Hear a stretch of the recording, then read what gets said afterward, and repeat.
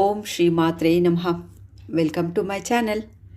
శ్రీరామ రక్ష సర్వజగత్ రక్ష అన్న మన హిందువుల నమ్మకాన్ని మరియు ఆత్మధైర్యాన్ని దెబ్బతీయాలనే ఉద్దేశంతో మన రామ మందిరాన్ని కూల్చి ఆ మందిరంపై మసీదు కట్టారు.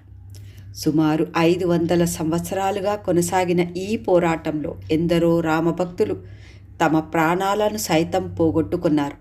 ఎట్టకేలకు మన హిందువుల ఆరాధ్య దైవమైన ఆ కోదండరాముడి రామజన్మభూమి అయిన అయోధ్యలో భవ్యమైన శ్రీరామ మందిరాన్ని, విశాలమైన ప్రాంగణంలో అతి సుందరమైన మందిరాన్ని 2024 జనవరి 22వ తేదీన మన ప్రధానమంత్రి నరేంద్ర మోదీ గారి చేతుల మీదుగా అయోధ్యలో బాలరాముడి ప్రాణప్రతిష్ఠ జరిగింది. భారతదేశం నుంచే కాదండి, ప్రపంచం నలుమూలల దిక్కుల నుండి బాలరాముని దర్శించడానికి ఆ రాముడి భక్తులు ఎందరో వస్తుంటారు. అయోధ్య చేరడానికి బస్సెస్, ట్రైన్స్ మరియు ఫ్లైట్ ఫెసిలిటీ ఉందండి. శ్రీ మహావిష్ణు దశావతారాలలో ఒకటైనది రామావతారం. ఆ రామావతారంలో జన్మించిన శ్రీరాముడు జన్మించిన ఈ భూమి సరియు నది తీరాన ఉన్న ఈ అయోధ్య నగరం. ఇప్పుడు మనం అక్కడికే వెళ్తున్నాం. మనం నైమిషారణ్యంలో మహారాజ్ మను, సద్రూప మహారాణి దర్శనం చేసుకున్నాం కదా. వాళ్ళ పుత్రుడు ఇష్వాక్ మహారాజు నిర్మించి పరిపాలించిన రాజ్యమే అయోధ్య. మహారాజ్ మను, సద్రూప వంశస్థుడే శ్రీరామచంద్రమూర్తి. ఇది రాముడు జన్మించిన ప్రదేశం కాబట్టి ఇక్కడ బాలరాముని ప్రతిష్ఠించారు. మందిర ఆవరణలో మొబైల్ ఫోన్స్ అలౌ లేవండి. ఇక్కడ చాలానే ఉన్నాయి కౌంటర్స్ మొబైల్స్ పెట్టుకోవడానికి. ఆ లాకర్లో మనం డిపాజిట్ చేసి వెళ్ళాలి మన సెల్ ఫోన్స్.